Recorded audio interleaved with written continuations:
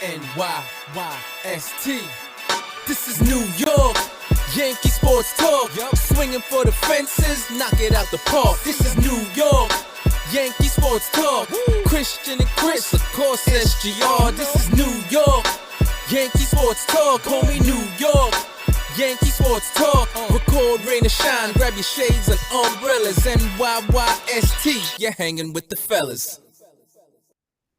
Welcome back. This is episode 383 of the NYYST podcast. We're presented by NYY Underground. I am your host, Christian. As always, joined by my co-host, Chris. You. And SGR. Okay. Well, listening to you say that over and over again for the last 2.5 hours would have been way more entertaining than what the Yankees just gave us. It's about 5 minutes or so past the Yankees losing to the Oakland Athletics to split a 4-game series. And I don't know about you guys, but to me, this was the worst loss the Yankees have had all year. And I'm including the game they blew in Cleveland, because this is a game that the Yankees should have put in their back pocket, and we should have actually been able to record this about 45 minutes ago with the Yankees up 12-1.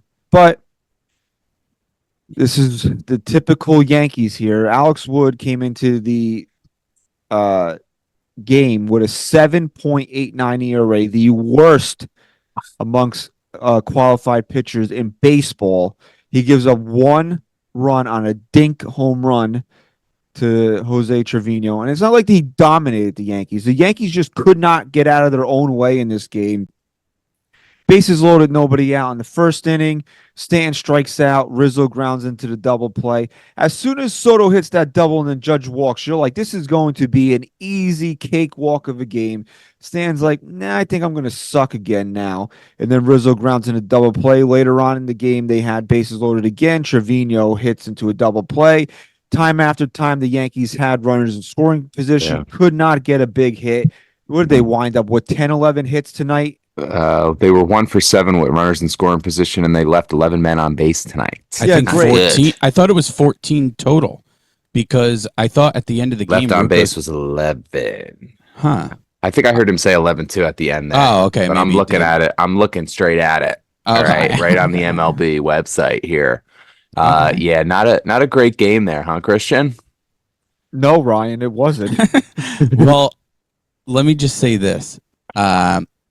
First of all, it should have been 2-0 at the time.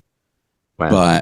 But Gleyber Torres, when he does something good, he has to negate it with something dumb, and he got picked off. Okay, fallacy of the predetermined outcome. Okay, Butterfly Effect Theory, brought to you by Michael K. Okay, Michael. Okay, I was thinking the same thing.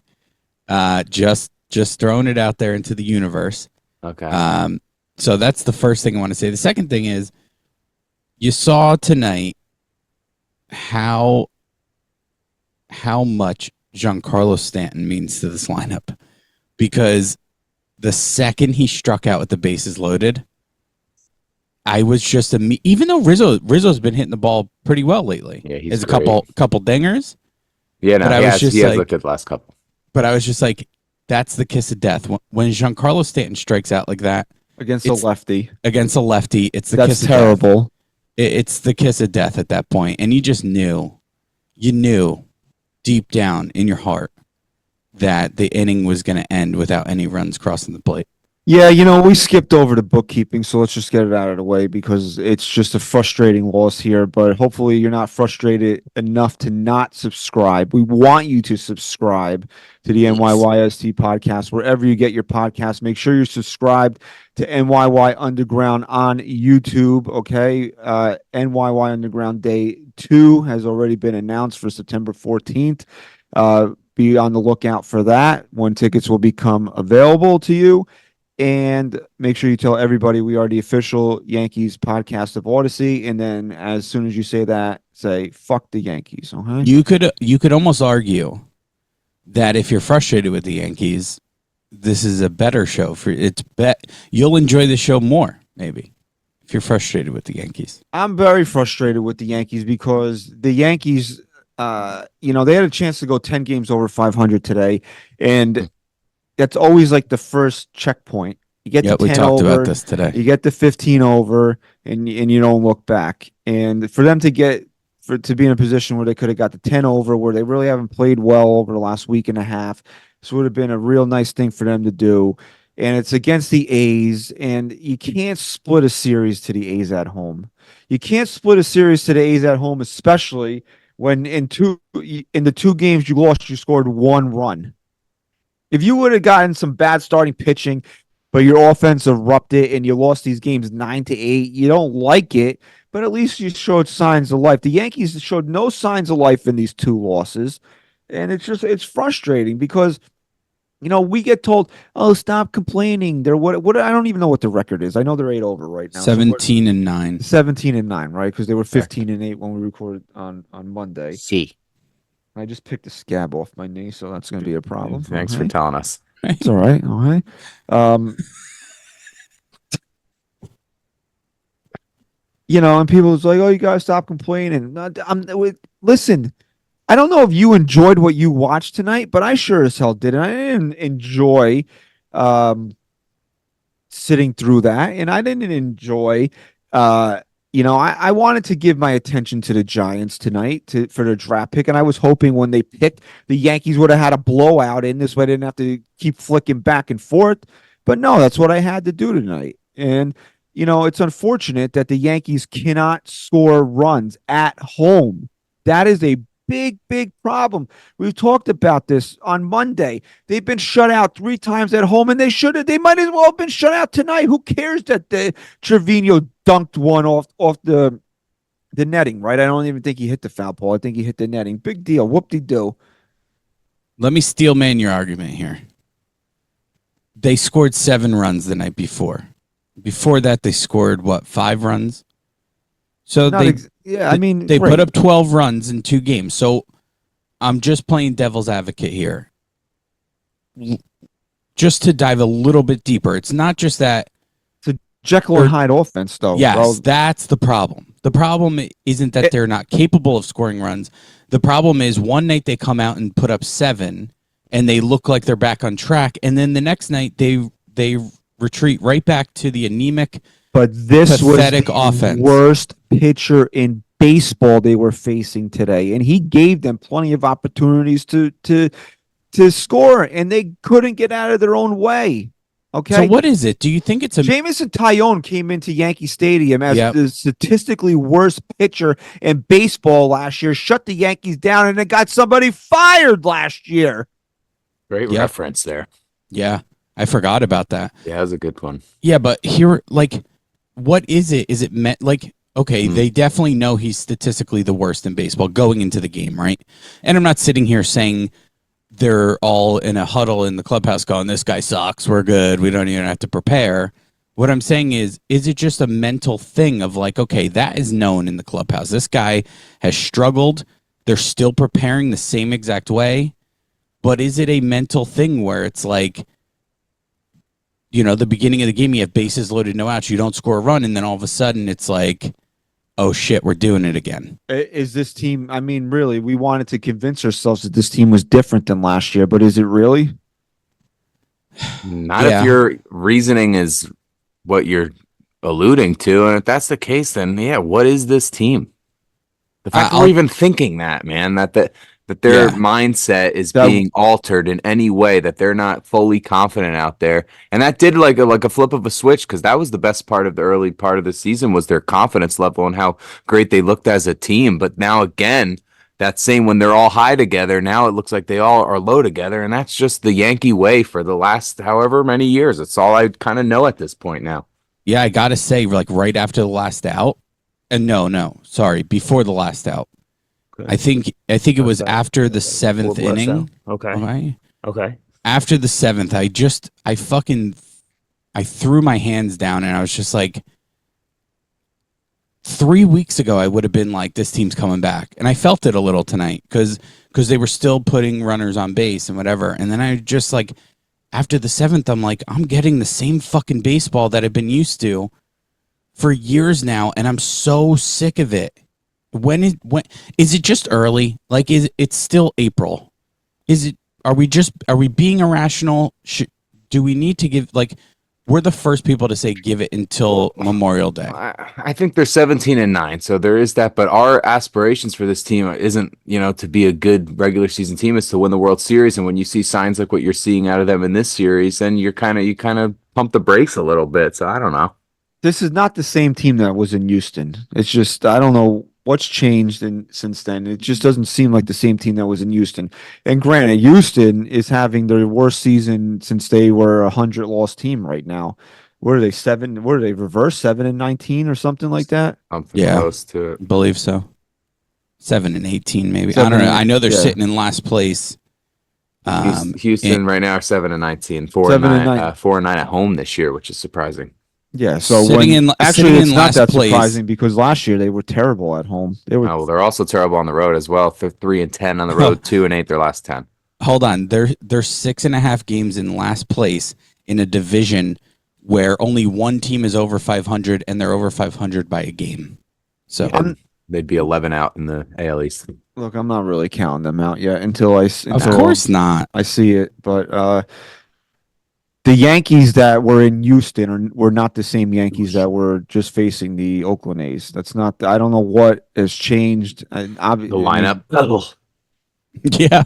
Well, yeah. I mean, Gleyber Torres isn't in, this, but I can't. I don't know, man. I don't know if that's caused that big of a difference. But that bro, they're not just scoring. Let me just cut you off real quick. Even if it is the reason, it shouldn't be for a good, well-rounded team. Like, even if it is that we fucked with the juju and whatever, a championship caliber team isn't this affected by one switch in the lineup like that. Especially when it's a guy who, in my opinion, deserved the nod to be a leadoff hit. Like, it's not like Volpe's a shitty leadoff hitter. It's not hasn't like been great. He's been a little bit better last couple of games, but he's not been fine. But what I'm saying is we didn't replace him completely with someone else. I mean, that's not enough of an excuse for me to be like, yep, that's the reason. Let's go back. It's no. Why would that be a reason? Why? I don't know. Do you have an answer? No. My problem is I just feel like great teams are. It sucks because we have to come on here twice a week and analyze this team series after series, and the truth of we've the been matter coming on a lot after losses. Yeah.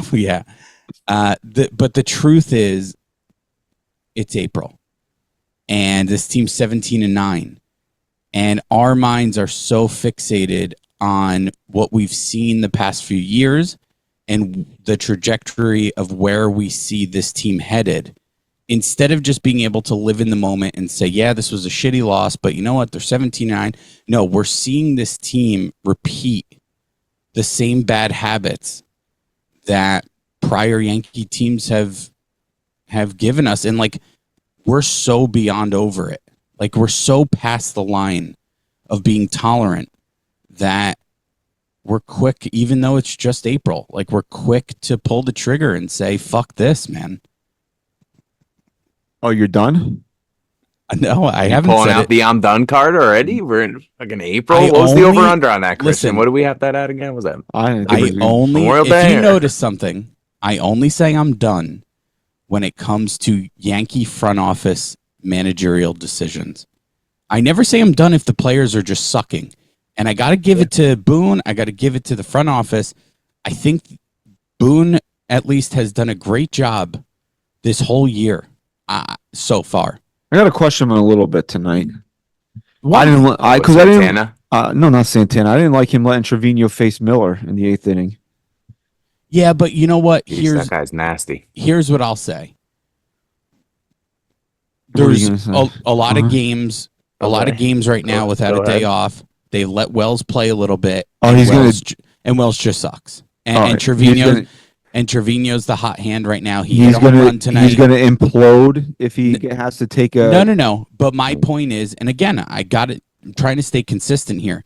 If it's any other player that hits a home run and in the game, and then he's going and taking him out for a guy who's performed like Wells, I'm not doing that. It's Jose Trevino. What Doesn't matter, bro. What's Austin Wells? What is he right now? He's a left-handed bat. He's a pile of garbage right now. He's a in my opinion. Well, he's also a left-handed bat, and I guarantee you, I can't guarantee you, I should say, that he would have done any better. But Jose Trevino is swinging at a pitch that's coming in at him. It was, at that point, the ball was already bearing in on him when he started his swing. Here's the thing. It's not like it was late breaking. The ball was clearly coming at him, and then he started his swing. No, I'm going to tell you the thing. Jose Trevino is never the answer. If you get something out of him early in the game, you say thank you very much, and you take it. You don't say, "Oh well, he hit a home run earlier in the game. Let me ride this out." There's no riding it out with Jose Trevino. I would have and Austin Wells. I would have just taken the chance with the short porch that he could have did something in that situation, because Jose Trevino against a right-hander that throws 103, no shot, none whatsoever. I like to think back in the moment, though, and I know at least I said, because you could check the timestamp. I said this in the NYYU chat. Why is he letting him hit? Fine, and that's fair. I'm not saying you're wrong. I'm saying for me, of why I don't question it is because I know very well that if he lets Wells come up there and Wells strikes out like he probably would have done, I'd sit there and say, why not just fucking leave Trevino up there? He just hit a home run. Maybe he'll stay hot. So if that's true, is swung at a ball coming at his neck. Fine, but what I'm saying is, if that's true, then I can't sit here and question the reverse of that and just letting Trevino hit. And here, what? Right? Just imagine like Trevino listening to this right now. Man, they hate me. They really don't like me. No, but here was my biggest issue at that at bat, and why it was so painful. He gets him in a 3-2 count. The three balls pitch at his neck. Well, hold on. The 3 balls, I'm pretty sure, were all sliders. Sliders. Okay. Ooh, we haven't dropped that in a He while. knows this guy has a 103-mile-per-hour fastball. He knows Slider. that he has no command. He knows that he hasn't thrown a slider for a strike. He knows a fastball is coming. Throwing a ton of sliders for strikes. What were you watching? Not in that at bat. He couldn't throw a slider for a strike. Go back and watch it. Okay. So you know a fastball is coming. Why are you not just saying to yourself, if this thing's not right down the fucking plate, I'm just not swinging. This guy has no command. Probably because 103 miles per hour. Well, that's my point. Because he's Jose Trevino and he swings at pitches at his neck. That combined with how nasty this guy is. I mean, I know that's been like a thing now. Pitchers throw that hard, but I feel like he's like another level. Like when Chapman first came in to the scene. All you need to know about Miller is watch his 2 at bats versus Juan Soto. Juan Soto stood no chance. Yeah. Yeah. I have not seen Juan. I mean, I haven't seen Juan Soto overmatched by anybody. And this guy, Juan Soto, stood no chance against him in either at bat. Yep. I think he faced 9 batters in this series, and he struck out 8 of them. Mason Miller. No, he didn't. Because Judge popped out and then Volpe reached, so couldn't have been 8. Well, just because he reached. Well, you said he faced 9 batters, so that's a I meant he got 9 outs. 9 outs, 8 of those outs were strikeouts. Okay. Got to do a little clarifications here. Okay, a little. I kind of clarify there. Thank you. Okay, He's got so much movement, so much speed, and for that combined, he has good command. I mean, the guy just has it all together right now. It'd be a good trade deadline piece. Yeah, right. Look, the fact of the matter is that if you look at this lineup, if you don't get anything from the top 3-4 guys in this lineup, you're not getting anything out of them. And I don't know who the equivalency of this would be, but the Yankees need like a Ruben Sierra for this bench. Who the modern day equivalency is. Somebody that's just going to come in here to show some lefty pop off the bench in a late game situation, because it's not necessarily that you wanted Austin Wells in that situation. You just want somebody with a little lefty pop in that situation, which you can't say is an Austin Wells. If Austin Wells he seemed to be coming around a little bit yesterday. So, maybe a little lefty pop. You have nobody else you can go to in that situation. That's why this bench is friggin' terrible. Look at who is on this bench. Trent Grisham sucks. Jahmai Jones sucks. Taylor Trammell sucks. And then you have whoever the other catcher is. The Yankees have 3 guys on this bench that don't even belong in the major leagues. I mean, Trent Grisham, I guess he does as a defensive replacement, but they don't even use him as that. I mean, coming into the season, would you not have thought late in games the Yankees were leading 8th inning, 9th inning, that they would go to Trent Grisham and pull Verdugo or Soto out of there and let him play center and Judge go to right? Yeah. They haven't even done that. Yeah. So what was the point of trading for him? And all I heard was like people praising the guy. And look, he's a 2-time Gold Glover. I mean, no. But even offensively, I heard people saying like he's not terrible offensively. Well, he looks lost. I mean, if you look at his batting average, it's just that he was able to pop a few doubles. That people were saying maybe the lefty every time a lefty comes to Yankee Stadium, they think his numbers are going to go up because of the short porch. But I'm telling you, if you watch Alex Verdugo, why is this guy batting 7th right now? Yeah, people attacked me when I said maybe the Yankees fixed something that wasn't broken, and maybe they just need to put Volpe back down and Glaber back at the top. And people attacked me and said, you can't take the bat out of Volpe's hand. You got to get him as many at bats as possible. Well, make the same argument for Verdugo at this point. I think it lengthens the lineup a lot if you put a Verdugo at the top and then drop Volpe to 6, and then you go Glaber, catcher, Cabrera, because it's no question. At least you feel like maybe with Volpe coming up in the 6th spot, maybe you have a chance to, because if you look at Oswaldo Cabrera's batting average, what's it in 260s now? 263, yeah. It got there pretty quickly. Yeah. So, I mean, that's why you can't play Oswaldo Cabrera every day. Credit, he carried the team, helped carry the team first 2 weeks of the season. He did an admirable job. But now the Yankees need him to get out of the lineup, and they can't. And I don't want to spend any more time on it than what I'm going to say right now. DJ LeMahieu played 1 inning in Somerset on his rehab assignment after it was pushed back 4 days because the doctors didn't feel comfortable with him playing at that point in time. Played 1 inning before he had to come back out. Now he's being shut down again. If DJ LeMahieu plays for the Yankees again this year, or at all this year, great. If he doesn't, okay.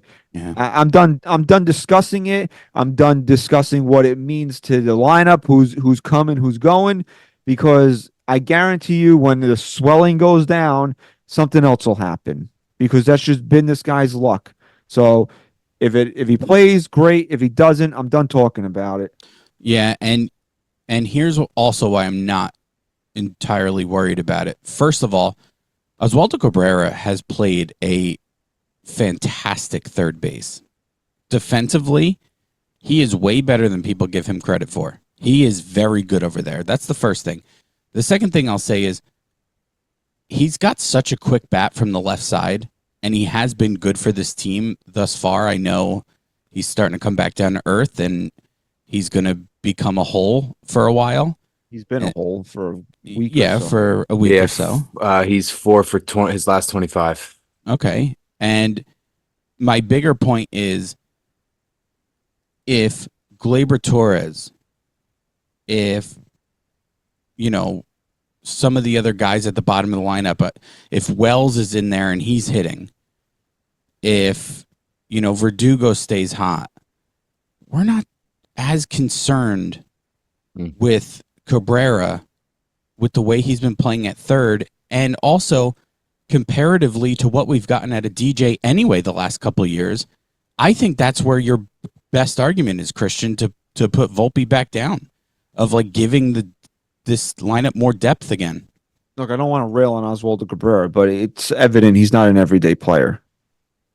Sure, but is DJ anymore? No, but that's why I'm saying. So that then, the what's Yankees, your? So then, are you Well, the Yankees suggesting have the to- Yankees get somebody? Well, I think they should be active in the trade market, maybe, or let John Birdie when he's apparently he's not too far away from coming back. Let him play every day. I mean, this is a guy that hit 290 last year, right? Mhm. Somewhere Yeah. around there. Yeah. He led Major League Baseball in steals in 2022. There's some type of offensive talent there. Let him play every day. What's the harm? Fair. Let's see if he can get hot. Or if you let him play and it doesn't work out the way that you had hoped, see what's out there. So you're gonna, corner infielder. I don't know. But I'm just can saying. we agree that this isn't the Yankees' biggest priority right now by any means? No, it's not even technically a priority. But if we're talking about things that are affecting the team scoring runs, especially scoring runs, it's definitely one of them. Sure. You get it, and that's what I was looking at tonight. Like Jose Trevino's at bat should have been taken by another person in the 8th inning against Miller, but they have nowhere to go on the bench. Like absolutely nowhere to go. Yep. And that's a problem. You could say Brian Cashman's done pretty good job this offseason, improving the team in certain aspects, but what he has not done is put together a good bench. Yeah. You used to look at, you look at some of those championship teams, bro, like you had like guys like Cecil Fielder and Tim Raines on the bench. Right. Darryl Strawberry was coming off the bench. Now, I'm not saying you're going to have guys that are Hall of Famers or borderline guys but give me somebody that's a competent Major League Baseball player. Even like in 2009, their quote big move at the trade deadline was getting a guy like Jerry Hairston. Right. I mean, that team didn't really need a lot of improvements, but they needed somebody to come off the bench and be able to play a little bit. Give me a Jerry Hairston, give me a Ben Zobrist type, somebody that I can swing the bat a little bit. Yeah, I'd say Yankees have nobody on that bench. the two biggest signature things for Yankee championship teams have been a big lefty bat, which we obviously got, and having just a solid bench. And it's not even just mediocre, it's atrocious. And if you want to know probably the biggest reason why we've seen no punt lineups this year, because it's not even a punt lineup, it's a full fit lineup if they go to guys on that bench. Yeah, true. So I want to talk about, it seems like we do this every show. I want to talk about the starting pitching now. Because if you look at offensively, I mean, it is what it is. Judge had the home run on Wednesday night.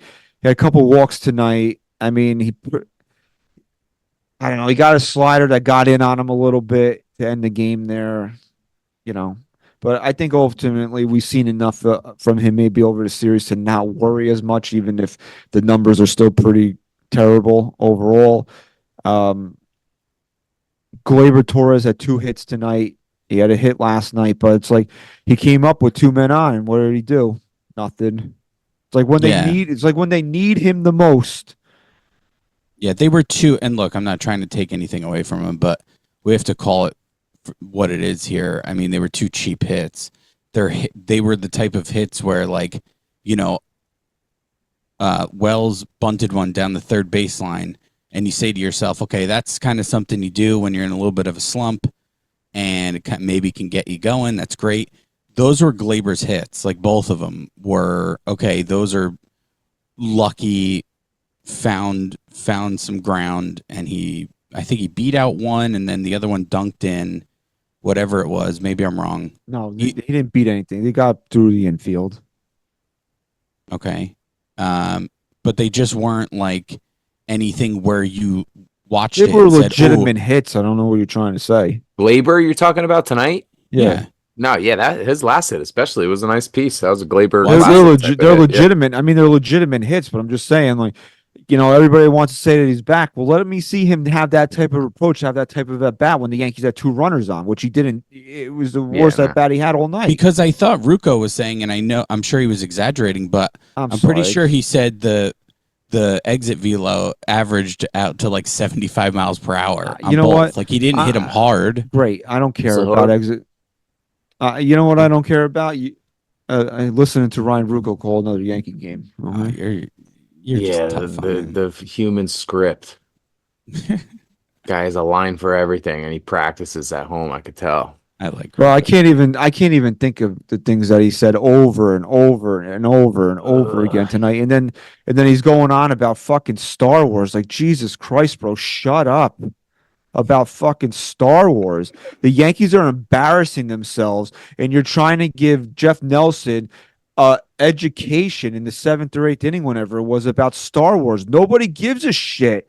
Oh, that's Jeff Nelson's trying to tell him he saw the first one that was released, and he's like, well, that's episode 4. How did you meet a woman? How did you meet a woman that procreated with you? And then when you're calling Yankee games, you're like, well, you need to see the live action ones, and then you need to see the animated ones, and then there's ones Clone on Disney Wars. Plus. And then he's calling them, and then he's like, the Skywalker saga. Shut up, bro. Like, I'm not even that big of a geek about. Oh, I wonder why. And I wonder why he's doing that. Is he an employee for ESPN? Who owns ESPN? Well, actually, it came up because And the Yankees have Star Wars. They did. No, the that's not promo why, for- Christian. He's getting paid by Disney, by the conglomerates. Okay, conspiracy, SGR conspiracy. Okay, Okay. but it was predicated because they did the promo for Star Wars night. But Be CGR. By the way. uh-huh. So Conspiracy guy, right? Got it. Nestor Cortez should be kicked off the team for his performance tonight. You don't give up 2 home runs in an inning to the Oakland Athletics. Although overall it was pretty good. 3 runs over 7 innings. You'll take it every time from him. You just can't give up 2 home runs to the friggin' Oakland Athletics. And I know who Nick Allen bangs, okay? We don't need to hear the story again that he's married to Savannah Boone, who's Aaron's niece. I don't care. Is that what they were saying? Yes, I try and tune them out, to be honest. Oh my God, Kate brought it up last year, and then every fucking time they play the A's, you'll get it. He's married to Savannah Boone. He's married to Aaron Boone's niece. Great, who cares? But Nestor overall was pretty good tonight. That's him though. If he's gonna miss, try to get in on righties. Who's married to Aaron Boone's niece? Nick Who'd you say? Allen. Oh, okay. Did you just do that to bust my balls? No, he didn't hear. I was watching this. No, Knicks, they possession lost, right? right? They're No, down. right. They're gonna Because lose. here's what I heard. And like I said, I try and tune them out and just kind of watch the game. Oh, All I that's the heard- thing that Ruocco kept repeating over and over again. Austin Wells is the unluckiest player in baseball. He's Oh, the yeah. unluckiest. Great, he's hitting 086. What are you trying? Who's that making feel better? Not me. No, I just remember at one point in the game last night and tonight, I think, all I heard him saying was something like, and that's blah, blah, blah Boone, who's blah, blah, blah Boone, who's Brett Boone's blah, blah, blah. And that's the brother of Yankee manager Aaron Boone. And I'm going, what the Nick Allen is fuck married is to he Brett Boone's saying? daughter. That's Got it. what. Yeah, Got it. Now I got it. Okay. So Nestor, one thing I really liked about him, at least up until those home runs, he worked efficiently, and it was really nice to watch. Like, I think the first couple innings, he was only at like 20 pitches, maybe not even. He looked really good. Those home runs suck, especially when the offense isn't going to show up. But man, Look, he had 2 starts on this homestand. He pitched. Did he go 8 in that one game? I think he went 7 again. So he threw 14 innings and gave up 3 runs and the Yankees didn't win either game. You can't lose those games when those are the performances you're getting from Nestor Cortez. But also he got 1 run of support in those 2 games. So that's not on him. As much as we like to rip me personally, okay? I'll take the credit or blame, whatever you want to say. Ripping Nestor Cortez, okay? You can't blame him when he throws 14 innings on a homestand, gives up 3 runs and you don't win either game. That's not his fault. I'm trying to find. Wow. Oh, okay. They just don't have tonight's game Wow. updated. So yeah, he did go 7.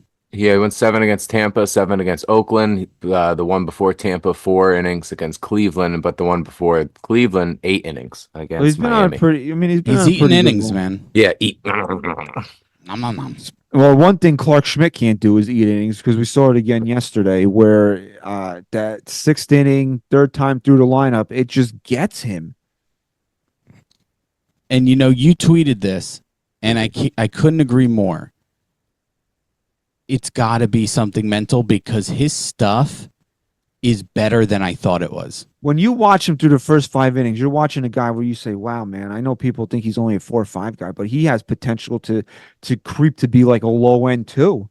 Yeah, he really does. I mean, when he keeps his stuff down, he's a very tough pitcher to hit. And then all of a sudden, it's like that third time through, everything's up in the zone. Nothing moves.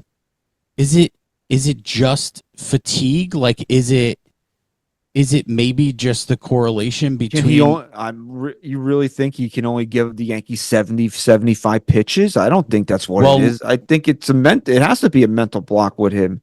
Fine, but there are certain guys, though, that they hit a certain spot, and because they're not elite pitchers, that the second they start to feel any type of significant fatigue, they lose a lot off their pitches. I think it's in his head, to be honest. I think it's more mental for sure. But I think there also has to be a little bit of a correlation between... You don't think he's going up? I'm feeling a little tired here. I think it's become a narrative at this point. Well, third time through. The numbers bear themselves out. Well, that's what I mean. It's like how much of it was just bad luck turning into a story that now turns into something going on in his head saying, oh, fuck, here we go. Because somebody replied to my tweet that said it's because they've seen his pitches. They've seen what he throws, and so that's why people can hit him the third time through. Wouldn't that be the case for every pitcher, though? I was lost on that comment. Well, wouldn't once everybody seen the guy twice, like the third time through? I know if you really look at the numbers throughout Major League Baseball, averages go up third time through the order, but they're not as drastic as what happens to Clark Schmidt. So, that's not really like a thing to me. Like, oh, people have seen him now twice, so that's why they hit him. Because everybody would get ripped like he does third time through the order then. If that's... Well, isn't this a big thing, at least over the last handful of years in baseball, third time through a lineup? A lot of managers like to get guys out of there because their numbers go up. What is that? I don't know. Like, if, again, you said he was at around 75 pitches before he started getting lit up? I feel like that's where he was yesterday. Like, that's not enough for me to say what I'm saying is right, because maybe if he was creeping closer to 90, then you can say it, but he clearly loses a lot off of his pitches. That's all I saw, at least, and he leaves everything up, and they fucking kill him. So he's got to get... we say this all the time. I feel like a broken record. For him to take the next step into being a legit... He is legit, but to be like a true legitimate guy you can count on, he's got to get over this hump. And I know they show every time he pitches, it was like him and Garrett Cole, and I forget the other guy, that are like the top 3 in baseball since 2023. And this is without Cole even pitching this year, of starts with 3 earned runs or less. So he doesn't give up a lot of runs, but they all come in one inning. It's like they all come in one inning. Yeah. It's like this guy is cruising. 6th inning comes. Here we go. Yeah, you're right. Because if he can get over that hump, he's no longer a back end of the rotation kind of guy. And the Yankees really tried with him last year because they were out of it. They really tried in September to get him through this. Yeah. So it's going to be something that we have to watch as the season moves along here. And that's another thing that Rucco kept repeating. Yankees had the 3rd best starters ERA in baseball. The Yankees had the 3rd best starters ERA in baseball. Okay? Nobody's saying that they've had bad starting pitching this year. Overall, it's been pretty good. It's been surprisingly good. I mean, even of late, you can make the argument that they're starting to get more depth out of their starting pitching, which is really all you can ask for. If this offense was even remotely consistent over the last week and a half, this team probably only has 4 losses right now. And the other guy I want to talk about is Marcus Strowman. And Ryan, can you verify? What did he go 5 1/3 yesterday? Trying to just think in my head. He didn't complete 6. I know that. Yesterday. Or no, it was a Tuesday he pitched. I'm sorry. Oh yeah, he might have pitched on Tuesday. So, fuck. Oh wait, all right, found it. Give me one more second. I'm gonna have it first. We're calling it 5 up.1/3. No, 5 5 1/3. 1/3. 7 hits. So the point I want to make about Marcus Strowman is that he had 9 strikeouts in that game, which I think tied a career high for him. Yeah. He threw his slider a lot yesterday, or I don't know why I keep Tuesday. want to say yesterday, but he threw that slider a lot on Tuesday, which is he was saying is really a new pitch for him, something he was really working on in spring training because listen to this. He realized that he needed something that would cause swings and misses. Okay. Why are you laughing? Yeah, I mean, yeah. Why else would you throw it? And the reason why I bring that up is because this is a guy who's been very successful in Major League Baseball. A guy that, through all the reasons why we didn't want him, the reason why we did want him was we said if he's healthy and going to be on the mound, he's going to pitch well. So he didn't really need to change anything up, but he realized that there was maybe a little bit of a flaw in his game. And for a veteran like him to try to develop a new pitch, you got to appreciate that. And, Hell yeah. and Marcus Strowman is a guy that pitches to a lot of contact. He wants guys to get kind of almost get themselves out. He's got the highest. I'm pretty sure he's got the highest ground ball rate in baseball this season. So he's looking for guys to put the ball on the ground, get his outs that way. But he also realized that he needed a pitch in a big, especially in a big spot where he can get a strikeout. And I think yesterday, Tuesday was probably the first time he really featured that slider all season, and it really worked out. And it looked good. Yeah, it looked good. Strowman, for me, why I'm really not concerned. First of all, low ERA. No, I think 2.93. outside. What was it? The Miami? Was it the Miami game? Yeah, Was really the only time he got tagged up this year. Obviously the biggest 5 innings, thing 4 earned against Miami.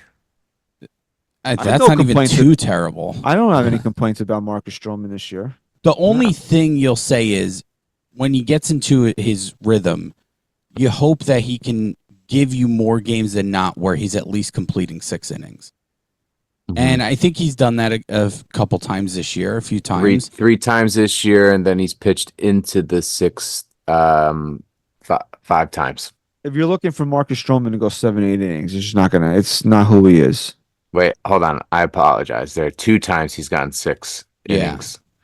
His first two starts. And then 5 1/3 in his last 2 starts. But that's fine if you have the horse. If Garrett Cole comes back, you can. Of course. And if Rodon's going to be what we saw on Monday, you can absolutely live with Marcus Strowman giving you 5 1/3, 6 quality innings every time out. And I think that's all anybody is asking or expecting out of him.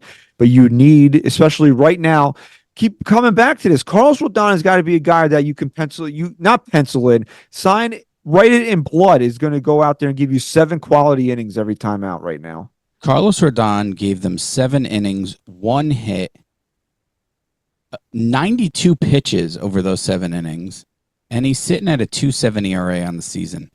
I mean, he still, to me, hasn't fully put it together. I need to see it more consistently, but you're starting to see him get to that guy that we've been waiting for, and that's definitely, obviously, a good sign, a comforting sign. This offense, man, is just...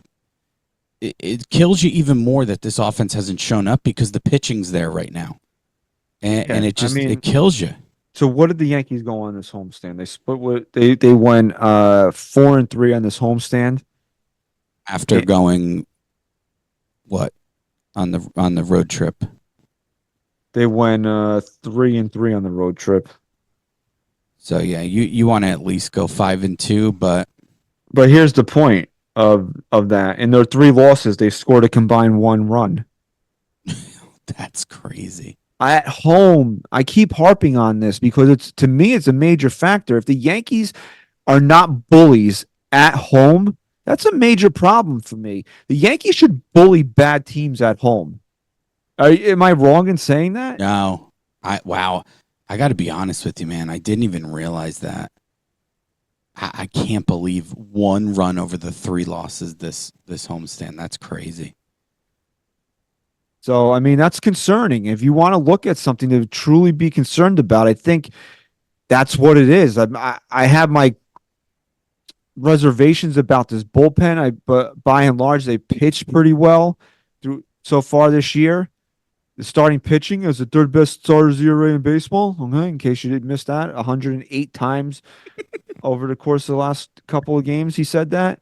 But this offense is just way too inconsistent. An offense that has Aaron Judge and Juan Soto is just way too inconsistent. And you want to put a lot of that blame on Judge because he's hitting $180. Yes, Well, that's fine.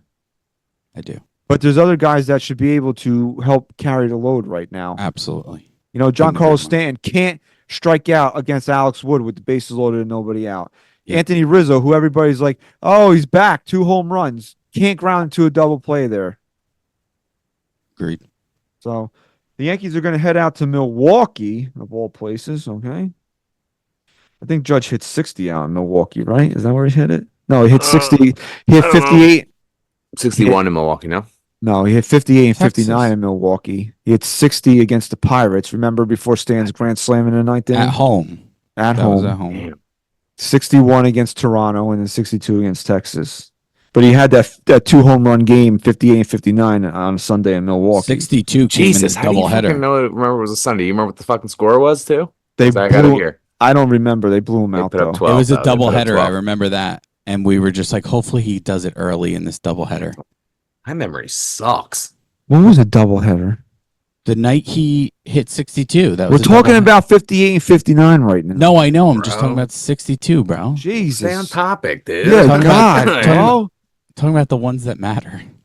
That did matter. That did matter. Because you can't get to 62 without. Okay. You in know the what else 58. mattered? 57 mattered. Okay. 56 mattered. Okay. 55. And I'm surprised they didn't mention this on the game tonight. The 54 also mattered. okay. world's oldest living professional baseball player died today. He was 100. Good for him for Double living that day? long, man. He played for the Yankees. I don't remember his name now, but they did a feature on him on the CBS Evening News. I thought they would have mentioned him. Ruko likes repeating every stupid, useless fact in the world, but he couldn't bring that up. Art Shalek? There Glad he you li- go. Glad There he you go. lived a nice, long, healthy life. Wait, no, this says he turned 100 today. Like, he thought he- didn't I thought he die. said he died.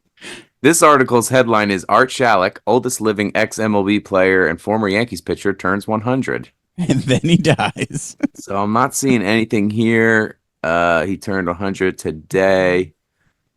Let's see here. We got a quote from our boy Shalek talking about he roomed with Yogi Berra when he got up to the majors and he knew all the hitters. He went, all right, that's it. He had, and Yogi had funny books. That's what else Art Shalek had to CBS say. fake news. Okay. Okay. CBS. RIP. So he pitched Okay. for the Yankees from Okay. 1951 to 1955.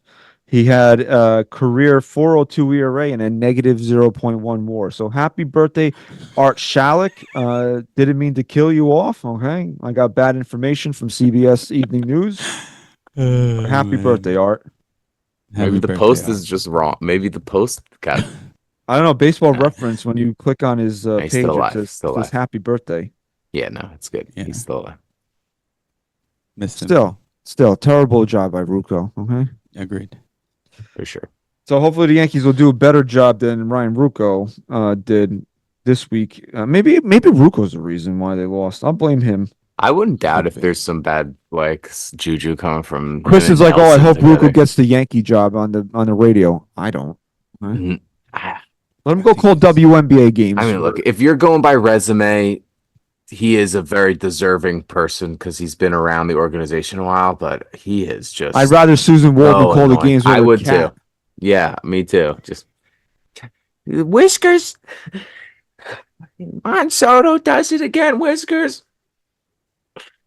So Luis Hill's going to take the ball on Friday night to kick off the series against Milwaukee. That's an 8-10 start. Then 7:10. This is what I'm going to be doing at my wife's cousin's wedding. I'm going to be watching this game instead of watching the wedding. Okay. Rodon's going to take the ball 7:10 on Saturday, and then 2:10 to close out the series. Marcus Strowman will be back on the bump, and then we'll be back Sunday night to talk about the Milwaukee series, and you'll hear all about that on Monday morning. And hopefully, we'll get a nice Yankee win on Sunday. I don't know about. I don't want them to lose the series, but I almost would prefer them to at least win on fucking Sunday, so we can come in after a win. Because I don't know when's the last time we recorded after a win. It feels like never. Never. I don't know. It feels like opening day was the last time we recorded after a win. You might be right. So we want you to subscribe to the NYYST podcast wherever you get your podcasts. This way you don't miss a show.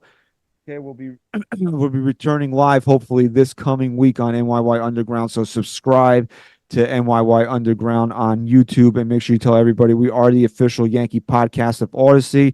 Thank you for your continued support of the NYYST podcast. Thank you very much for listening to episode 383 SGR. Go Yanks. Chris, say goodbye. Can't make a promise, but I do my best. 25 sitting on 25 racks. Just got started, no, we ain't done yet. Bought a new crib, that's a goddamn flex. Sign that check. Told them last year that I been up next. Can't take calls, but I send that text. From way down.